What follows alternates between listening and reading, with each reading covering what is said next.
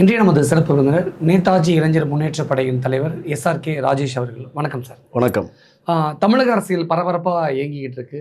அதிமுக பொறுத்த வரைக்கும் தனி ஆளாக எடப்பாடி அவர்கள் மாஸ் காட்டிக்கிட்டு இருக்காரு. எடப்பாடி அவர்கள் போகக்கூடிய எல்லா இடத்துலையுமே பயங்கரமான மாசான கூட்டம் கிரியேட் ஆகிட்டே இருக்கு. இது ஒரு பக்கம் இருந்தாலும் இன்னொரு பக்கம் பரபரப்பாக இயங்கிக்கிட்டு இருக்கக்கூடிய தமிழக அரசியல் களத்தில் அவதூறான பேச்சுக்கள் இருக்குது. அதாவது முதலமைச்சரும் துணை முதலமைச்சரும் என் மீது அவதூறாக பேசுகிறாங்க அப்படின்னு எடப்பாடி அவர்கள் பயங்கரமான குற்றச்சாட்டை முன்வைக்கிறாரு. இன்னொன்று, நான் எந்த ஆயுதத்தை எடுக்கணும் அப்படிங்கிறத எதிரி தான் தீர்மானிக்கணும் அப்படிங்கிறதையும் எடப்பாடி அவர்கள் பயங்கரமாக பேசின விஷயம் இன்னைக்கு தமிழக அரசியல் களத்தில் பரபரப்பாக பேசப்பட்டுகிறது. உங்களுடைய பார்வை? கண்டிப்பாக. இப்போ பார்த்தீங்கன்னா நம்ம தமிழக தேர்தல் 2026 மிக ஒரு சூறாவளியாக சுரண்டு கொண்டிருக்கிறது தமிழகத்தில். இந்த தேர்தல் களம் என்பது, இந்த தேர்தல் களத்தில் குறிப்பாக எடுத்துக்கிட்டோம்னா இன்றைக்கி அனைத்து இந்திய அண்ணா திராவிட முன்னேற்ற கழகம் பொதுச் செயலாளர் மதிப்பிற்குரிய அண்ணன் எடப்பாடியார் அவர்கள் தீவிர சுற்றுப்பயணம் கிட்டத்தட்ட ஒரு 90% சுற்றுப்பயணத்தை முடிச்சிட்டாரு. எல்லா மக்களையும் சந்திச்சிட்டாங்க. மக்களை போய் சந்திக்கக்கூடிய இடங்களில் பார்த்தோம்னா நல்ல ஒரு பெரிய ஒரு வரவேற்பு இருக்குது. மக்கள் தன்னெழுச்சியாக வந்து பார்க்காங்க, மக்கள் சந்திக்காங்க. அப்போது இதை பொறுத்து கொள்ள முடியாத நம்மளுடைய விளம்பர மாடல் முதல்வர் அண்ணன் ஸ்டாலினுக்கு தேர்தலில் ஒரு பயம் வந்துடுச்சு. திமுக இந்த தேர்தலோட ஓரம் கட்டப்படுமோ, நம்ம ஒதுக்கிடுவாங்களோ தமிழக மக்கள் அப்படின்றதுல ஒரு பயத்தில் பெதற்றி உளறிட்டு இருக்காப்புல. அதுதான் நம்ம பார்க்க முடியும். ஆனால் ஒரு பாசிட்டிவான ஒரு தேர்தல் பிரச்சாரத்தை பார்க்க முடியல. ஒரு நெகட்டிவான அல்லது ஒரு அவதூறான ஒரு அருவருப்பான பிரச்சாரங்கள் இப்படி தான் முன்னெடுக்கப்படுதா? இல்லை, பொதுவாகவே எடுத்துக்கிட்டோம்னா இன்றைக்கி தரம் தாழ்ந்து விமர்சிக்கக்கூடிய அளவில் தான் திராவிட முன்னேற்ற கழகம் செயல்பட்டுக்கிட்டு இருக்கு. ஏன்னா தனி மனித ஒரு வரம்பு உச்ச வரம்பு மீறி இன்றைக்கி ஒரு வார்த்தைகள் பயன்படுத்துவதாக இருக்கட்டும், இல்லை ஒரு சில விஷயங்களை ஒரு சபை நாகரிகம் அப்படின்னு ஒன்று இருக்குது. பொதுவாகவே எல்லாருக்குமே அரசியலும் அந்த எத்திக்ஸ் எப்படி பேசணும், ஒரு பண்பு எப்படி வேணும் அப்படின்றதெல்லாம் திமுகவில் யாருக்குமே கிடையாது. ஏன்னா அது சுட்டுப்போட்டாலும் வராது. அந்த அடிப்படையில் பார்க்கும்போது இவர்கள் பேசுவதை பெரிதாக யாருமே எடுத்துக்கிறது கிடையாது. இவங்க தொடர்ச்சியாக திமுக தமிழகத்தில் கொடுத்து கொண்டு இருக்கக்கூடிய ஒரே ஒரு வாக்குறுதினா போலியான விளம்பரங்களும் போலியான தேர்தல் வாக்குறுதியை மட்டும்தான் கொடுப்பாங்க. அது மக்களுக்கு தெரிஞ்ச ஒரு விஷயம். அதனால் மக்கள் பெரிய அளவில் இதை யாரையும் பெருசுப்படுத்துறது கிடையாது. அனைத்து இந்திய அண்ணா திராவிட முன்னேற்ற கழகத்துடைய பொதுச் செயலாளர் அண்ணன் எடப்பாடியார் அவர்கள் இவர்களை போன்று விமர்சனம் செய்வதில் ஏன்னா இவங்களுக்கான நேரத்தை விமர்சனம் பண்ணுறதுக்கான நேரம் நமக்கு கிடையாது. இது அரசியல் களம், தேர்தல் நேரம். இது மக்களுக்கான என்னென்ன பிரச்சனைகள் இருக்குது, மக்களுக்கான தீர்வுகளை என்ன கொண்டு கொடுக்க முடியும் அப்படின்ட்டு அதிமுக தலைமையிலான கூட்டணி கட்சிகள் இன்றைக்கி முழுவதுமாக தேர்தல் வேலையை பார்க்காங்க. விளம்பரம் வேலையை மட்டும்தான் திமுக தொடர்ச்சியாக பண்ணிக்கிட்டு இருக்கு. அதனால் இதை நம்ம பெருசாக எடுத்துக்க தேவையில்லை. தமிழக தலைமைச் செயலாளர் அதிரடியாக மாற்றம் செய்யப்பட்டிருக்காரு. இதற்கு முதலமைச்சர் மு க ஸ்டாலின் பயங்கரமாக கண்டனம் தெரிவிச்சிருக்காரு. ஆனால் எதிர்கட்சி தலைவர் எடப்பாடி பழனிசாமி வரவேற்பு தெரிவிச்சிருக்காரு. அவரை மாற்றுறதுக்கெல்லாம் அவங்க ஏன் குரல் கொடுக்குறீங்க? இல்லை, இதில் உங்களுக்கு என்ன பயம் வந்துருச்சு அப்படின்னு எடப்பாடி அவர்கள் கேள்வி. இல்லை, பொதுவாகவே எல்லாருடைய கேள்வியும் அப்படி தான் இருக்குது. இப்போ தலைமைச் செயலாளர் மாற்றினா என்ன, மாற்றலாம் என்ன? இப்போ நடக்கிறது என்ன நடந்துக்கிட்டு இருக்கு? தேர்தல் களம். மக்களை போய் நீங்கள் சந்திங்க, உங்களோட தேர்தல் பொய் வாக்குறுதி கொடுத்து நீங்கள் வழக்கம் போல் பண்ணுறது பண்ணுங்கள். அவரை மாற்றிட்டாரு, இவரை மாற்றிட்டாருன்ட்டு இந்த சப்பக்கட்டு கட்டிக்கிட்டு எதையாவது ஒரு உருட்டுகளை போட்டு உருட்டிக்கிட்டு கிடக்கணும் அப்படின்றது திமுகவுடைய ஸ்ட்ராட்டஜி. அப்போது அதை தான் அவங்க கையில் எடுத்து அது இந்த திசை திருப்பம் வேலையை மட்டும்தான் தொடர்ச்சியாக பண்ணுவாங்க. எதையாவது ஒன்றை டைவர்ஷன் பண்ணணும். ஏன்னா அண்ணன் எடப்பாடியார் முழுமையாக நல்ல திட்டங்களை கொண்டு போகிறாரு. செஞ்ச அதிமுக ஆட்சி காலத்தில் செஞ்ச சாதனையே வெளியில் சொல்லி மக்களை சந்திக்கிறாரு. அப்போது இவங்கக்கிட்ட அப்படி எதுவுமே கிடையாது. திமுகவில் இவங்கள சொல்லணும்னா ஊழல் இருக்குது, கொலை குற்றங்கள் இருக்குது, பாலியல் வழக்குகள் இருக்குது, போதைப் பொருட்கள் சம்மந்தப்பட்டது. இதை தான் திமுகவுடைய பிரச்சாரமாக பண்ண முடியும். நீங்கள் எதிர்கட்சியாக அப்படி சொல்லிடலாம். ஆனால் ஆளுங்கட்சியாக அவங்க தரப்பில் இருக்கக்கூடிய நலத்திட்டங்களை அவங்க முன் வைப்பாங்களே. 4 முதல்வன் திட்டம், விடியல் பயணம், மகளிர் தொகை 1000 ரூபாய், அதெல்லாம் வெறும் திட்டமாக மட்டும்தான் இருக்குது, நடைமுறையில் கிடையாது. இல்லை, 1000 ரூபாய் எல்லாரும் வாங்கிட்டு தானே. 1000 ரூபாய் எத்தனை பேர் கொடுக்குறீங்க? எத்தனை குடும்ப தலைவிக்கு சேருது? கணக்கெடுத்து பாருங்கள். இன்றைக்கி பொதுவாக ஒவ்வொரு தொகுதியில் போயிட்டு கேட்டாவே இன்றைக்கி அந்த தொகுதியில் இருக்கக்கூடிய ஒரு 10% பெண்களுக்கு மட்டும்தான் அந்த 1000 ரூபாய் உதவித்தொகை போகுது. மீதமுள்ள 90% பெண்களுக்கு கிடைக்கிறது கிடையாது. அந்த 1 கோடியே அந்த ரேஷன் அட்டைதாரர்கள் 1 கோடி சொச்சம் பேருக்கு அது கொடுக்கப்படுது. அந்த 1 கோடியே சொச்சம் ரேஷன் கார்டு அட்டைதாரர்களுக்கு 9.5 லட்சம் ரூபா கடன் சுமை ஏற்றி வச்சுருக்காரு. அப்போ அந்த கடனை யார் கொடுக்குறது? அப்பா ஸ்டாலின் கொடுத்துருவாரா? இதுதான் மக்களோட கேள்வி. அதுதான் தொடர்ச்சியாக மக்களை வந்து முட்டாளாக்கிட்டு மக்களை வந்து அடிமைப்படுத்தி கொண்டு இவர்கள் செய்யக்கூடிய இந்த போலியான வேலைகளை மட்டுமே திமுக தொடர்ச்சியாக கையாளுகிறது. அப்போது மக்களுக்கு இவர்கள் மீது நம்பிக்கை கிடையாது, இவர்களை ஏற்றுக்கொள்ளும் மனப்பக்குவமும் கிடையாது.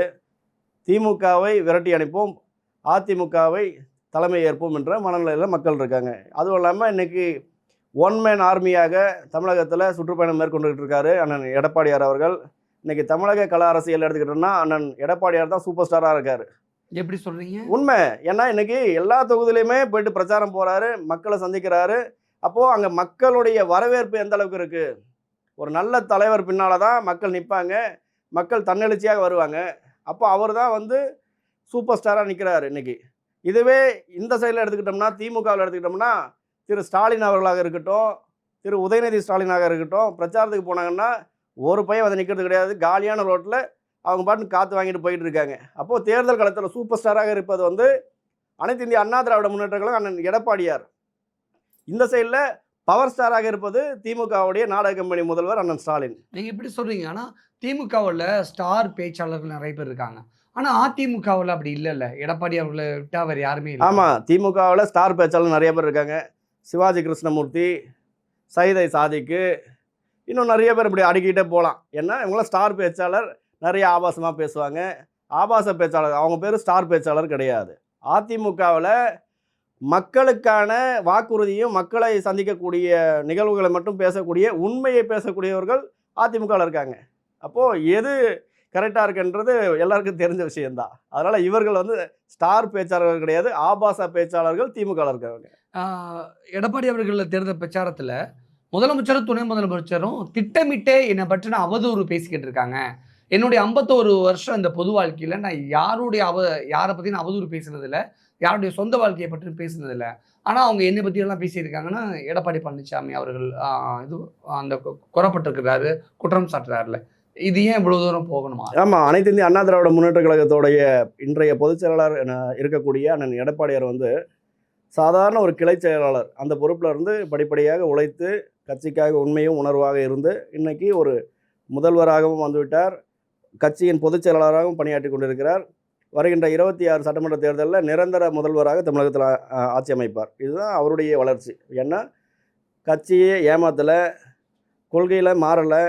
ஆனால் இது அப்படியே ஆப்போசிட்டில் பார்த்தோம்னா கலைஞர் கருணாநிதி எப்போ சாவார், நாம் எப்போ முதல்வர் ஆகணுன்றது தான் நம்முடைய பொம்மை முதல்வரோட கணக்காக இருந்தது. இது எல்லாருக்கும் தெரிஞ்ச ஒரு விஷயம். அப்போது அவங்களுக்குள்ளேயே நிறையா இந்த சைடில் மதுரை வந்து ஒரு தலைமை ஏற்கணும் திமுக அப்படின்ற ஒரு ஸ்ட்ராட்டஜி கொண்டு வந்தாங்க. இந்த சைடில் தூத்துக்குடியில் ஒரு தலைமை வரணும் கனிமொழி அப்படின்னாங்க. இங்கே சென்னை பகுதியில் பொறுத்த வரைக்கும் பையனை கொண்டு வரணும் உள்ள அப்படின்ற ஒரு நாடகத்தை அரங்கேற்றிக்கிட்டு இருந்தாங்க. அப்போது இந்த மாறுபட்ட கருத்துக்கள் வந்து திமுகவில் தொடரும். ஒரு நடுநிலையாக இல்லை ஒரு தெளிவான ஒரு சிந்தனை எடுத்து நமக்கான அடுத்த தலைவர்கள் இவர்கள் தான் அப்படின்னு ஸ்டாண்ட் பண்ண முடியாது. இது அதிமுகவில் சாத்தியப்படும். அதிமுகவில் இருக்கக்கூடிய 1.5 கோடி தொண்டர்களுமே வந்து ஒருமித்த கருத்தாக ஒரே மனநிலையாக நமக்கான தலைவர் அண்ணன் எடப்பாடியார் அவர்கள் ஆட்சி அமைந்தால் மட்டும்தான் இந்த தமிழகம் தலை நிமிரும். ஒரு பாமரனும் வாழணும்னா அண்ணன் எடப்பாடியார் அவர்கள் ஆளணும். இதுதான் வந்து மக்களுடைய நம்பிக்கை. எதை வச்சு அப்படி சொல்கிறீங்க? பாமரனும் ஆளணும்னா எடப்பாடி அவர்? ஆமாம், ஏன்னா இன்னைக்கு ஒரு சாமானிய மக்கள், ஒரு பாமர மக்கள் ஒரு இடத்துல பாதிக்கப்படும் பொழுது அவர்களை ஈஸியாக எளிதாக அணுகக்கூடிய இடத்துல தான் நம்மளுடைய அண்ணன் எடப்பாடியார் அவர்கள் இருக்கார். இதுவே உதயநிதி ஸ்டாலின் அவர்களாக இருக்கட்டும், அண்ணன் நாடக கம்பெனி முதல்வராக இருக்கட்டும், இவர்களை போய் அணுக முடியுமா? அது என்ன நாடக கம்பெனி முதல்வர்? ஆமாம், நாடக கம்பெனி முதல்வர் என்பது நாங்கள் செயலில் எந்த ஒரு செயல்பாடும் செய்ய மாட்டோம், ஒன்லி விளம்பரங்களை மட்டும் கொடுத்து விளம்பரம் ஆட் ஷூட் எடுப்போம், இதுதான் எங்களுடைய கம்பெனி. அப்போது நாங்கள் என்ன பண்ணுவோம், மக்களுக்கான அரசியல் செய்வது கிடையாது. திமுக அப்படின்னா விளம்பரம் ஷூட் பண்ணிட்டாங்க. ஆமாம், தொடர்ச்சியாக பாருங்கள், இன்றைக்கி கொடுக்கக்கூடிய அப்டேட்டில் எல்லாத்துலேயுமே பார்த்தோன்னா அவங்க வாக்குறுதி என்ன இருக்கோ அதே மாதிரி தான் அவங்களுடைய விளம்பரங்கள் மட்டும்தான் இருக்குமே தவிர அந்த நடைமுறைப்படுத்தப்பட்டதா, அது சாத்தியமா அப்படின்றது கிடையாது. அப்புறம் அவங்க நாடக கம்பெனி இல்லாமல் என்ன பண்ண முடியும்? இதனால தான் நாடக கம்பெனி, நாடக கம்பெனி என்பது இந்த குடும்பத்தில் இருக்கக்கூடிய எல்லாருமே நாடக கலைஞர்கள். ஏன் இவ்வளோ கடுமையான விமர்சனம்? இல்லை, திமுக நம்ம இது வந்து உண்மையான ரியாலிட்டி தான் நம்ம சொல்கிறோம். அத்தை ஒரு சைடில் நாடகம் போடுவாங்க, அத்தைன்னா யாருன்னு தெரியும், யாரு? தூத்துக்குடி பாராளுமன்ற உறுப்பினர். அவங்க ஒரு செல்ல நாடகம் போடுவாங்க. ஏன் அத்தைன்னு சொல்றீங்க அவங்கள? ஏங்க உதயநிதிக்கு என்னங்க? உதயநிதிக்கு தானே அத்தை, உங்களுக்கு இல்லல்ல? இல்லங்க, உதயநிதிக்கு அத்தை தானே. உதயநிதிக்கு தானே சரி. அத்தை, உங்களுக்கு இல்லல்ல? எனக்கு அத்தை கிடையாது. ஏன்னா நாடக கம்பெனி முதல்வர் தான் சொல்றாரு, எல்லாரும் என்ன அப்பா அப்பா அப்பான்னு கூப்பிடுங்கன்ட்டு. அப்புறம் எதை வச்சு சொல்றாரு? உங்களுடைய மாடல்லே நான் வரேன். இந்த வார்த்தைகளை கொண்டு வர்றது யாரு? இருக்கக்கூடிய அனைத்து பிள்ளைகளும், தாய்மார்களும், பெண்களும் எல்லாரும் என்ன அப்பான்னு கூப்பிடுறாங்க அப்படின்னு டம்மியா ஒரு முதல்வரா இருந்துக்கிட்டு, இந்த பொய்யான ஒரு விளம்பரத்தை கொடுத்துக்கிட்டு, நான் உலகத் தலைவர் அளவுல நான் வளர்ந்துட்டேன் அப்படின்னு அவரே ஏமாத்திக்கிறாரு திரு ஸ்டாலின் அவர்கள். இது இல்லைன்னு சொல்ல முடியுமா? டம்மி முதல்வர்னு முதலமைச்சரை சொல்றீங்க மு.க. ஸ்டாலின் அவர்கள. ஏன் இவ்வளவு இந்த கடுமையான நிர்வாகத்திறன் கிடையாது. நிர்வாகத்திறன் இருந்தா யாரையுமே நம்ம அப்படி குறை சொல்ல போறது கிடையாது. சட்ட ஒழுங்கு சரியா பாதுகாக்கிறீங்களா? கிடையாது. இல்ல உங்களுடைய கட்சி நிர்வாகத்தை சரியா வழி நடத்துறீங்களா? அதுவும் கிடையாது.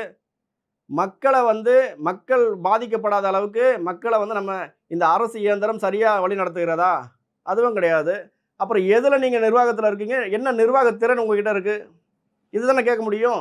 அப்போ எந்த நிர்வாகத்திறனும் கிடையாத போது உங்களை டம்மி முதல்வர்னு சொல்வதா, பொம்மை முதல்வர் என்று சொல்றதா, இல்ல விளம்பர மாடலின் முதல்வர்னு சொல்றதா?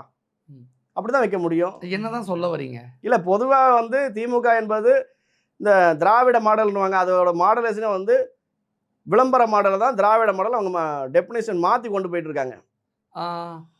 இந்த தேர்தல் பிரச்சாரத்தில் இன்னொரு 10 நாள் 13 நாள் தான் இருக்குது.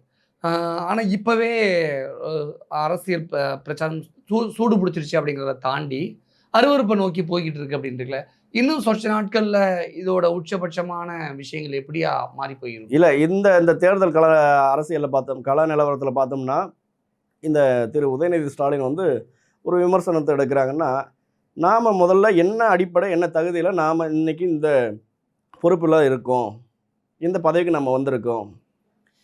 கலைஞர் கருணாநிதியோட பேரன் என்ற ஒரு அடிப்படை ஒரு இது இல்லை தகுதி.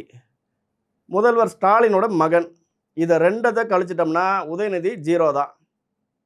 உதயநிதியால் மக்களுக்கு என்ன நல்லது நடந்திருக்குது? மக்களை ஏமாத்திட்டு இருக்கிறது மட்டும் உதயநிதியே கிடையாது. உதவாத நிதி உதயநிதி. ஏன் இந்த விமர்சனம்? ஆமாம், நீங்கள் 50 லட்சம் இளைஞர்களுக்கு வேலை வாய்ப்பை ஏற்படுத்தி தரேன்றீங்க நாங்கள் ஆட்சிக்கு வந்தா அப்படின்றத உதயநிதி சொல்கிறாப்புல, உதவாத நிதி. அப்போது 5 ஆண்டுகள் யார் ஆட்சியில் இருந்தது? திராவிட முன்னேற்ற கழகம் தான் ஆட்சியில் இருக்குது. அப்போ ஏன் நீங்கள் 50 லட்சம் கூட தரல, ஒரு 10 லட்சம் இளைஞர்களுக்கு வேலை வாய்ப்பு ஏற்படுத்தி கொடுத்துருக்கலாம்ல? ஏன் பண்ணலை? அப்போ எதுக்குமே உதவாத நீ யார்? உதவாத நீதி தான் உதயநிதி. மிக கடுமையான விமர்சனங்களை முன்வைக்கிறீங்க. நிறைய விஷயங்கள் சொல்லியிருக்கீங்க. தேர்தலுக்கு இன்னும் சில நாட்கள் தான் இருக்குது. மக்கள் என்ன மாதிரியான ஒரு முடிவு எடுக்கிறாங்க, இந்த தேர்தல் பிரச்சாரம் போக போக ஆரோக்கியமானதாக மாறணும் அப்படிங்கிறதை வலியுறுத்தி நிறைய விஷயங்கள் ஷேர் பண்ணிக்கிட்டீங்க. மிக நன்றி. கண்டிப்பாக. இதில் அதே மாதிரி பார்த்தீங்கன்னா இந்த 2026 தேர்தல் களம் என்பது அனைத்து இந்திய அண்ணா திராவிட முன்னேற்ற கழகத்துக்கான களமாக அமைந்திருக்கிறது. இது வருகின்ற ஏப்ரல் 23 மக்கள் தெளிவான முடிவு எடுத்து விட்டார்கள். மே 4ஆம் தேதி திமுக நாடக கம்பெனி இழுத்து மூடிவிட்டு திருவாரூருக்கு செல்லக்கூடிய நிலைமையில் இப்பொழுது திமுகவினர் தவிர்த்து கொண்டிருக்கிறார்கள். அதிரடியாக நிறைய விஷயங்கள் சொல்லியிருக்கீங்க. மக்கள் என்ன முடிவெடுக்கிறாங்க அப்படிங்கிறத பொறுத்து வந்து பார்க்கலாம். நன்றி. நன்றி.